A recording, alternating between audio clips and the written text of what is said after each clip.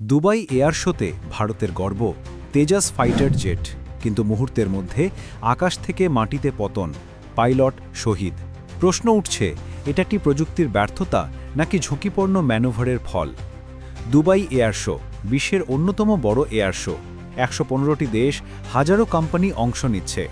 ভারত থেকেও ১৯টি কোম্পানি অংশ নিয়েছে। উদ্দেশ্য ছিল তেজাসকে বিশ্বমঞ্চে তুলে ধরা, কিন্তু প্রদর্শনের মাঝেই তেজাস ভেঙে পড়ল।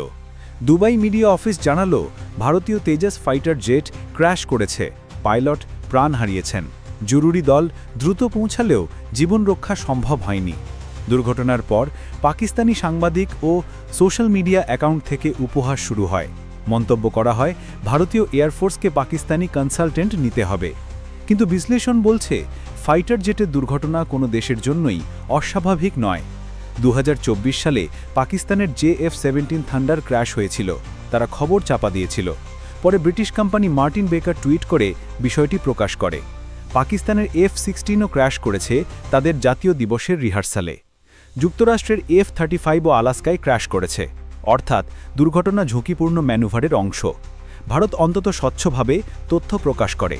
তেজসের ম্যানুভার ও দুর্ঘটনার কারণ। তেজস একটি লাইট কম্ব্যাট এয়ারক্রাফট। ভারতীয় পাইলটরা বিশ্বজুড়ে পরিচিত তাদের ডেথ ডিফাইং ম্যানুভার্সের জন্য। দুবাইতে তেজস একটি জটিল ম্যানুভার করছিল।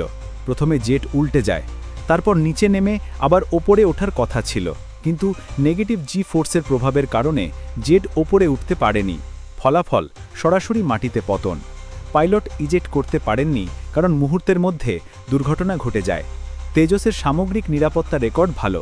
২৪ বছরে মাত্র ২টি ক্র্যাশ। প্রথমটি মার্চ ২০২৪-এ রাজস্থানে, দ্বিতীয়টি এবার দুবাইতে।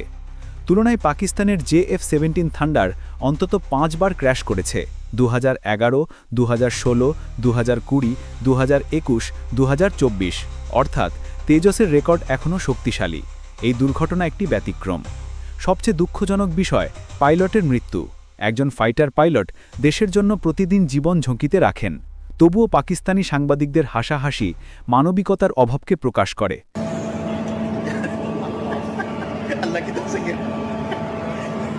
अल्लाह ने देखो आज हमें भेज रहा था। नाज़रीन, ये तेजा गिर गया है। ब्रेकिंग न्यूज़, ये तेजा जहाज इंडिया का ये फ्लाई कर रहा था और आते गिर गया, जिसका कल तेल गिर रहा था। कुछ वीडियो बनाए ना, बना रहे। नाज़रीन, ये तेजा जहाज जो कि अभी दुबई एयर शो में चल रहा था, ये देखिए इसकी, ये नीचे गिर गया। इस साइड में नहीं गिरा, शुक्र है। ये तो आकर भाई अब शहीद है ना। মৃত্যুর মুহূর্তে উপহাস নয়, শ্রদ্ধাই হওয়া উচিত।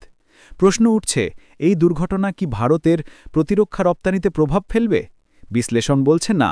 ফাইটার জেট ক্রেতারা একটি দুর্ঘটনার ভিত্তিতে কোটি ডলারের সিদ্ধান্ত নেন না। ভারতের প্রতিরক্ষা রপ্তানি বাড়ছে। ইন্দোনেশিয়ার সঙ্গে ব্রহ্মোস মিসাইলের চুক্তি আসন্ন। ভবিষ্যতে তেজসেরও রপ্তানি হবে। বিলম্বের কারণ হতে পারে ইঞ্জিন সরবরাহের সমস্যা, যা যুক্তরাষ্ট্র থেকে আসে। কিন্তু সামগ্রিকভাবে তেজসের বাজার সম্ভাবনা অটুট আছে। তেজসের দুর্ঘটনা নিঃসন্দেহে একটি ট্র্যাজেডি, কিন্তু এর মানে এই নয় যে ভারতের প্রযুক্তি ব্যর্থ। বরং এটা দেখায় যে ঝুঁকিপূর্ণ ম্যানুভার সবসময় বিপজ্জনক। ভারতীয় এয়ারফোর্সের স্বচ্ছতা, তেজসের শক্তিশালী রেকর্ড আর প্রতিরক্ষা রপ্তানির ধারাবাহিক বৃদ্ধি, সব মিলিয়ে ভারতের অবস্থান দৃঢ়।